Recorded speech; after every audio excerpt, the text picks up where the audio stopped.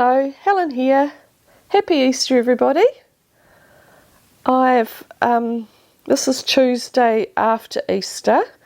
We had a really lovely Easter, although the weather has been atrocious. It's been really thick rain every day of the weekend, so it was definitely inside weather. We didn't, up in Auckland and Northland, they had sort of the tail end of Cyclone Tang up there, and they've had really strong winds, flooding. Thousands and thousands of people lost their power for most of the weekend. Yeah, it's just been really awful for them, but we just had really thick, fine rain. It was really good. We didn't have too much flooding around the area. There was little pockets of it, I guess, and at times there was like torrents of rain running down the gutters and the road where we live, but we didn't get any flooding at all. And it was really a nice forced time inside, so we were able to do some crafting and baking and all sorts of bits and pieces. We did go out on one day to a cafe for lunch with my mum, and another day we went, my children and their partner and grandchild went out for breakfast. Really enjoyed that, had a really relaxing sort of start to our morning, and then came home and we were able to carry on with our day. So it worked out really nice. There was just enough outings to stop us getting bored, but really enjoyed it. My husband was doing a little laser cut kit that he was given. My son bought it back. It's a big pagoda that he bought back from Japan when he was over there, so he was working on that, and I was sitting down the other end of the table doing a bit of sewing, and I've done some modelling and knitting, quite a bit of progress on one of the things I'm going to show you, so we'll get to it. So I have got one finished knitting project, I'm still continuing with it, but it is kind of finished. And then I've got my kitchen diorama to show you, and also another model diorama that I'm well on the way to finishing. I'll do those at the end so that if you're not interested and you're only interested in the knitting, you can stop watching. I'm perfectly happy with that, and I know it's not everybody's cup of tea, but I thought I would show you what I'm doing because it is a crafting vlog / podcast journal that I'm keeping for myself. So I want to show the progress that I've been making with other crafts as well. So we'll get started. So my first finish is what I showed you last time, which is the Sleigh All Day Cowl by Lofty Loops Yarns, and it's a cowl that's been designed to either use the longer version, a 24 skein advent, or there's a shorter version that's a 12, and I did the 24 because I wanted to be able to wrap it twice around my neck for the winter. But I haven't used advent yarns. I've used my own dyed yarns that I've had to play around and done all sorts of different colours. So this is it here. It's really, really pretty. I ended up just using lovely soft pastel colours. You cast on some waste yarn and do a few rows, and then you start into the scarf or the cowl, and you just knit circular until you've got it long enough, and the pattern tells you how long it needs to be. And it's a really interesting pattern because it's got like a lacy panel, a slip stitch panel. I don't know whether that's the best colour to show you that one. Probably the pink one's the better one. A slip stitch. And then there's one that's kind of in between. That's, where is another colour that I can show you? It's got lace and slip stitch. And then in between you can either do single or double brioche, and I did both. So this is a single one, this is a double one. And I'd never done brioche before, so it was definitely a learning curve with that. And because you're doing it every second lot, I soon had to learn how to do it properly, and by the end of it I was really pleased with how it's looking. I definitely found the double colour brioche easier to do, because you know when you've finished one round that you swap to the other colour and do the other, either knit or purl, because you're doing 2 rounds for every row with brioche. And it was definitely easier to work out where you were and what you were doing with the 2 colour. The single colour was okay if you were concentrating really hard on it, but I found if I had zoned out and was watching a program on TV or something, by the time I got to the end of the row, I'd forgotten whether I was doing the knit or the purl, and I'd get halfway around and then discover that I'd swapped over to the wrong thing, and it carried on doing the same as I'd been doing. So then it looked wrong, so then I'd have to unpick. And at the start I couldn't figure out how to unpick, because as you go back you lose the carryovers that you're putting over the needles, so I'd have to unpick the whole right back to the beginning of the brioche and do it again. But by the end I was figuring out how to do it, and I was able to unpick half a row and just carry on, which was good. It's nice and long. When you got to the end, you then picked up the stitches on the waist yarn, and then you kitchened it together. So, and I'm really pleased. You really can't see where I joined. I can't even find it now. So yeah, I'm really pleased with how that went together, and it definitely, like, you know, I can either have it singly, or I can have it double, which is probably how I'd wear it. So double, it's really lovely, lush and thick around my neck, and yep, it's going to be wonderful in the winter. It's done in 4-ply, knitted up beautifully. It's lovely and squishy, especially the brioche parts are very squishy, and I think that's the beauty of brioche. I did have to go down 2 needle sizes. I think I did 3.5, so I went down to a 3mm to do the brioche because it's looser. So it was a lot of changing over, because after every lace or slip stitch panel you had to change your needles, but with a circular needle and interchangeable needles it wasn't such a big deal. So yeah, it worked out really well, and I'm really happy with that, and it's finished. The next kind of finish, not finish, is my sweet shop blanket that I'd been doing. I think I had got, let's see, I had got 1, 2, 3, 5 high and 1, 2, 3, 1, 2, 3, 4, 5. So I had 5x5 finished.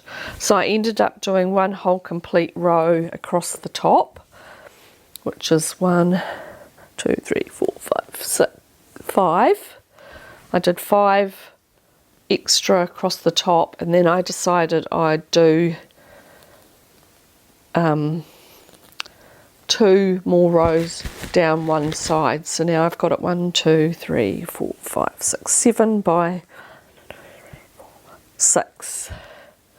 So it's really hard to show you. I'll have a bit of footage on the video of after this podcast part of it laying over one of our couches, just to show you. But I've decided I could stop here and it would be enough of it's really just a lap blanket, but I thought I might use it as a throw sometimes too. And I've got enough of the cream to do one more row, and I've also got enough of my yarns. These are all hand dyed, or most of them hand dyed. A couple of them I've bought, of 8-ply yarns, and I've got enough, I think, to do one more row of, how many is it? 1, 2, 3, 4, 5, 6.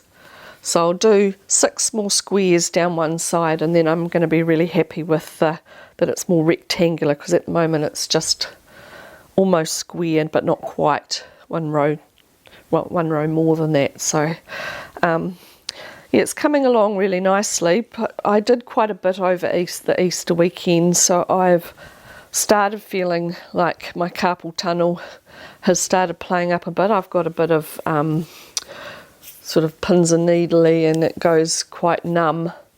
And I've also been hurting my shoulder, and I think it's the position I'm sitting in when I'm knitting, because I quite often have my tablet to the side, so I'm sort of partly turned when I'm knitting, and so I've ended up the last couple of days getting a bit of a sore shoulder. So I'm going to slow down with that a little bit, and just do a little bit here and there until I've got those 6 squares done, and then that's finished and can be started to be used once it starts getting colder. And I'm also wanting to get going back again on a crocheted blanket that I had started last year and put aside because it just got too warm to have it on your lap. And that's a crocheted fireside blanket that's Attic 24 pattern. So next time I'll show you how I'm getting on with that, because I'll have finished this one and I'll get going on that. And I've also got another idea of, I've got a whole lot of acrylic yarns that are, you know, I've done baby blankets and various crocheted piggy squares and all, you know, like I've done a bag and or a couple of bags and things like that. So I think I might do a corner to corner, but just do stripes and just carry on instead of just doing squares like this one. I do probably rectangle, but I'll just do it carrying on with a cream stripe in between and just various different colours, and just use up some of my stash of acrylics, because acrylics always make a really nice blanket, and it's warmer and also very washable. So I'll carry on doing that. I'm really enjoying doing blankets at the moment. I think there's probably a limit. And after I've done this corner to corner, which I thought I might just do, I've got a lot of pastel colours, I thought I might just do pastels, and then I could do it as a baby blanket if we don't want to have it as a throw in the house here, or somebody might want it. So yeah, that's my next knitting, because I'm really enjoying knitting, and I have to say I'm not actually enjoying the crocheting at the moment. I kind of go through little times where crocheting's up because it's really quick, and you can just do squares, and you know, if you're doing a square blanket or something, and you can just do a series of little bits of it, and then you end up with a finished squares that you can then sew together. But I did restart my, well, not restart, but get it out. I was doing a crocheted shawl, and I've only got sort of about this high, and I haven't done any more on it, so there's no point in showing you at this point. But I was doing that with some scrap yarn, but I got it out and did it about 2 rows, and I thought, well, this isn't really doing it for me. I wasn't really enjoying the crocheting. So it'll be interesting to see whether when I get my husband's blanket, which I've done sort of browns and greens and various different sort of more masculine colour palette. Whether I enjoy that or not, so yeah, we'll see.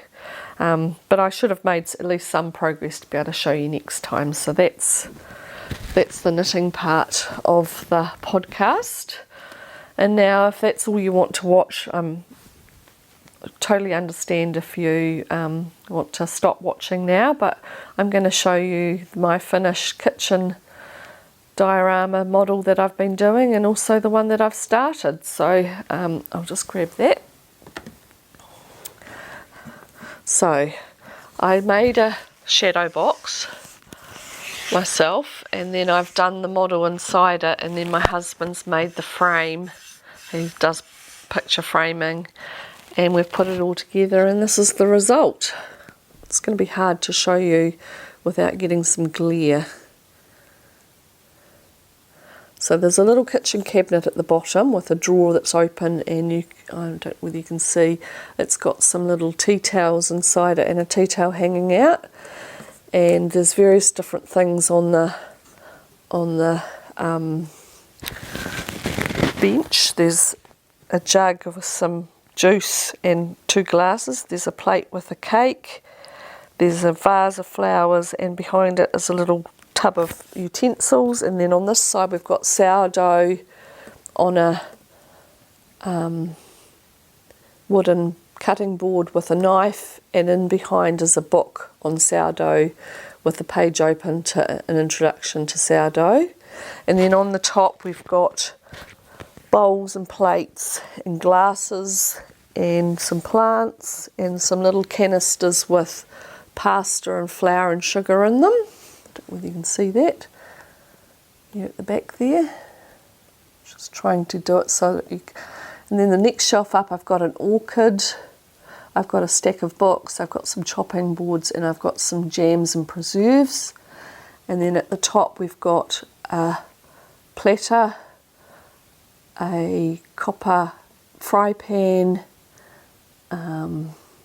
some little trays, baking trays, a kettle, and a coffee grinder. And I've done all there's a couple of pictures there and a little saying picture there, and there's brickwork in the corner and tile work, and that's all been hand done. So the only thing I didn't make and bought is the kettle at the top, the fry pan, and the plate. Is a porcelain plate, but I didn't like the design on it, so I ended up painting that and putting some nail stickers to make it have a blue design. I made all the jars and put the preserves in, the chopping board. I think everything on that row I made. The plants, the orchid is an orchid like I've got in my own house, and I made the bowl and the orchids flowers for that. The string of pearls plant, I have one of those myself. I bought the jars and then made the pasta to go in it. There's penne and spaghetti and flour and sugar, and the labels on them I made. And then the little plants and the pots that they're in I made. The glasses are made with UV resin and a mould. And then the plates and the bowls I made with Fimo clay. The flowers I made, the glass is the same as the glass on the next shelf up. The utensils and the pot that it's in I made. The cake and the plate I made. The tray with the juice and the glasses, the tray I made, but the glasses and the jug I bought. The sink and the tap I made. The sourdough, the knife and the board I made, and also the little book at the back. So the only thing on that on there that and there's also a little soap dispenser in the corner there. Oops. By the sink. So yes, the only things that were bought, and there's a little vase behind the plant there. So the glass jars, the vase, the kettle, the fry pan and the plate are the only things that I bought. The rest I've made myself. I'll have photographs at the end. I tried to take photographs without the glare as well, so hopefully you'll be able to see more details in those. So yep, that's the finished product. I'm really pleased with it. So that's my first attempt at miniatures.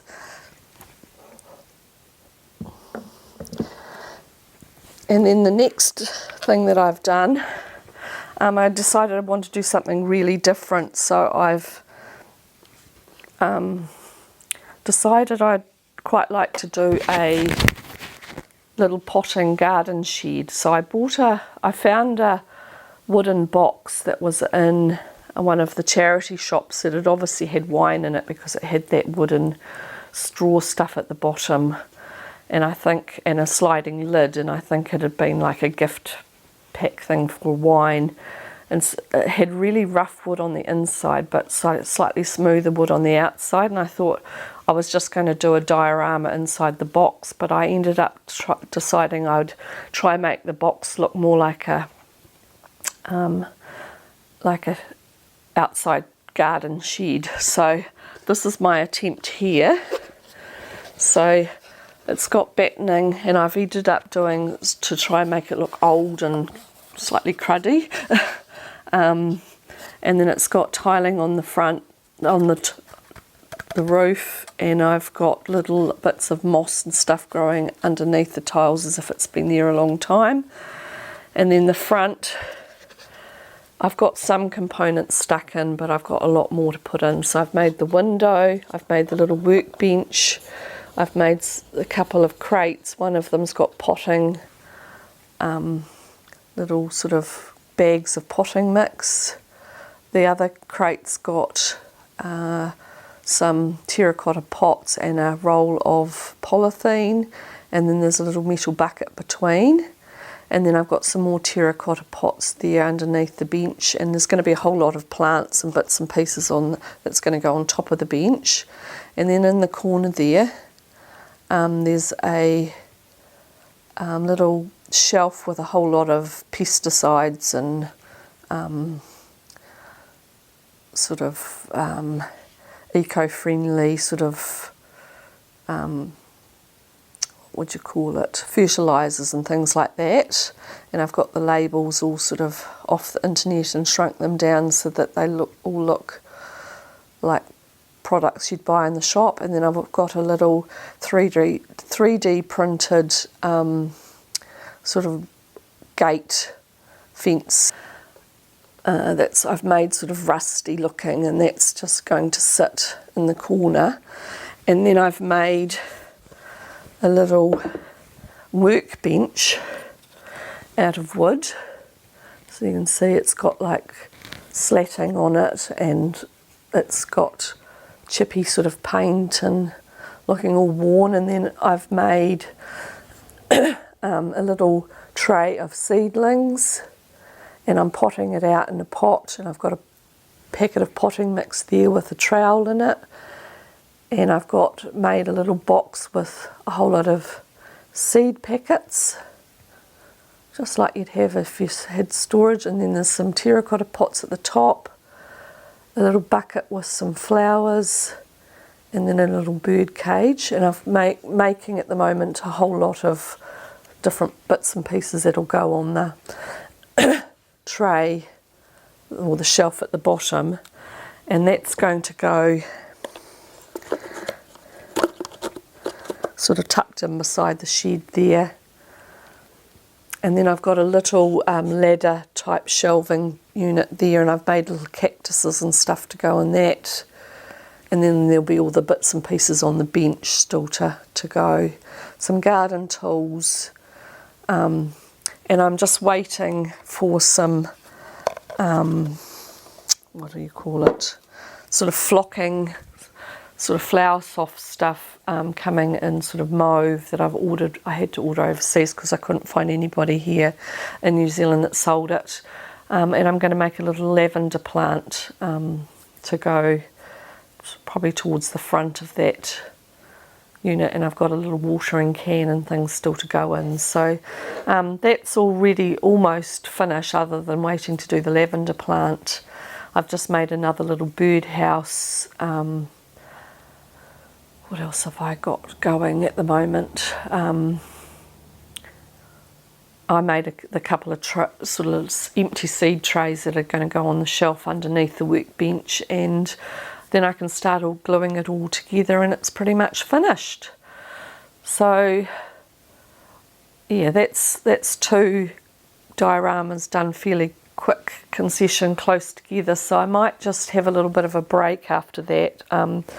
I haven't really got, well, I've got a sort of vague idea of what I might like to do next, but I haven't started or really been looking into it very much. I think I might try and make like a little maybe craft or sewing / wool shop, like a little display of I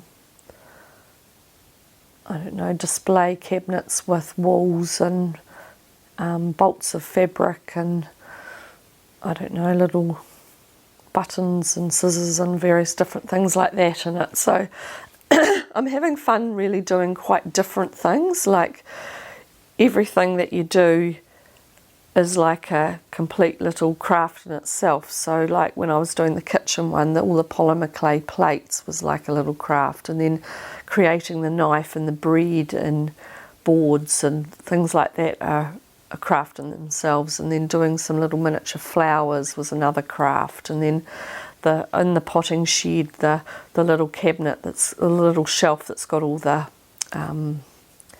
fertilizers and sprays and things on it, is wire. I did some twisting wire to do the sides of the little shelf, and so you're kind of doing all sorts of little crafts, bits and pieces. So I'm really enjoying that, and you know, I have a little go at woodwork, and I have painting techniques. Like I had a go, I'm not that thrilled with it, but I don't know whether you can see in the bottom there, I did like I wanted to do, what do they call it,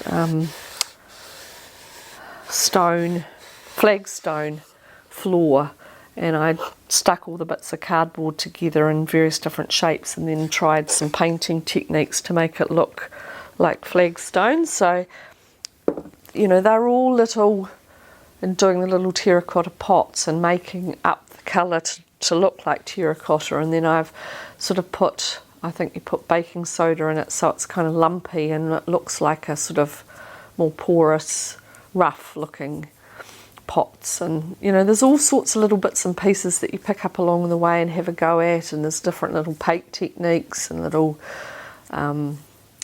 ways of doing different things. So it's a real big learning curve, and I'm thoroughly enjoying that part of it. It's just like little projects that I work on and finish, and then I do another little project and work on it and finish, and then by the end you've got all these different components that you can put together. So I'm really enjoying that process, and yeah, and each diorama that I do is involving different techniques. Like when I come to do the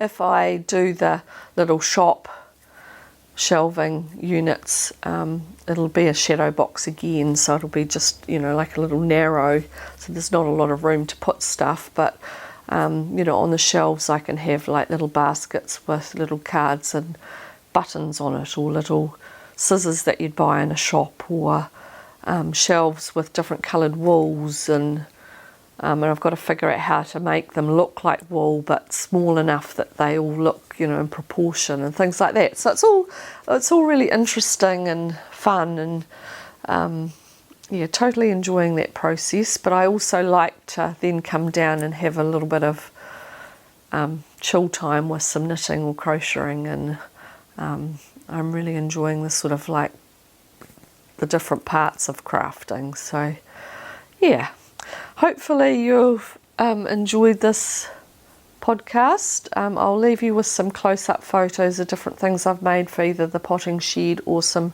photos I tried to take of the kitchen diorama that just might show you a little bit more closer detail. And then I think I've got just a little snippet of my grandson when I was looking after him last week. He's learning to be really nice with their 2 cats that they've got. And Fergus, their boy cat, came in and curled up on his mat, and he was trying to be loving and gentle with them and things. So it was just very cute. So I'll leave that, you're having a look at that as well. So thank you very much for joining me. Please make any comments down below if you're interested in asking any questions, or I always love to read those. Click the like if you like the video, just so that YouTube know that you like the content, and subscribe if you haven't already, and we'll catch you next time. Apologies that there wasn't I usually do one a month, but there wasn't one last month because I'd finished the kitchen diorama, but I was waiting for my husband to work on the frame, so there was nothing to really show you for that, although it probably would have been better to show you without the glass on the front. You would have been able to see it a little bit more clearly.